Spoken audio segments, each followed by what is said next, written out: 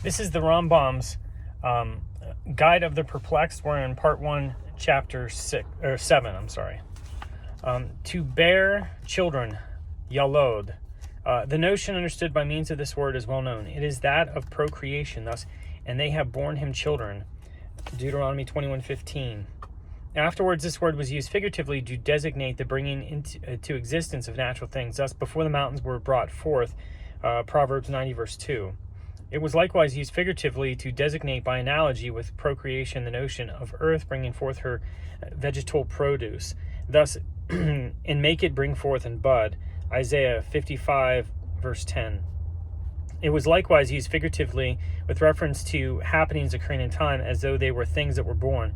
Thus, quote, thou knowest not what a day may bring forth, Proverbs 27, verse 1. It was likewise used figuratively with reference to happenings within thought and the opinions and doctrines that they entail. Thus it says, quote, and bore falsehood, Proverbs 7:15. It is a derivation from this meaning when it is said, quote, and they please themselves in the children of strangers. Isaiah 2 verse 6. Isaiah 2 verse 6. That is, they are content with their opinions, or as Yonatan ben Uziel, peace be upon him, has put it in his interpretation of this verse.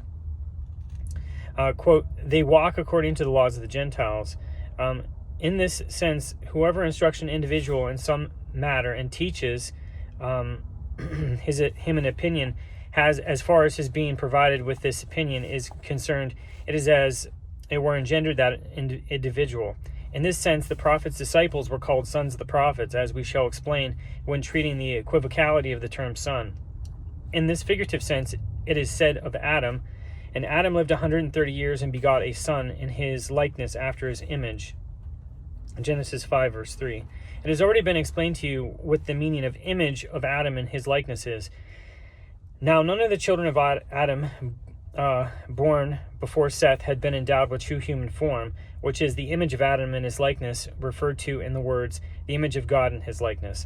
As for Seth, it was after Adam had instructed him and procured him understanding, and after he had attained human perfection, that it was said of him, and Adam begot a son in his own image after his likeness. In his own likeness after his image. You know that whoever is not endowed with this form, whose significance we have explained is not a man, but an animal having the shape and configuration of a man. Such a being, however, has a faculty to cause various kinds of harm and to produce evils that is not possessed by other animals. For he applies the capacities for thought and perception which were to prepare him to achieve a perfection that he has not achieved, to all kinds of machinations entailing evils and occurring and engendering all kinds of harm. Accordingly, he is, as it were, a thing resembling man or imitating him. The children of Adam, who preceded Seth, were of this sort. The authors of the Midrash say accordingly.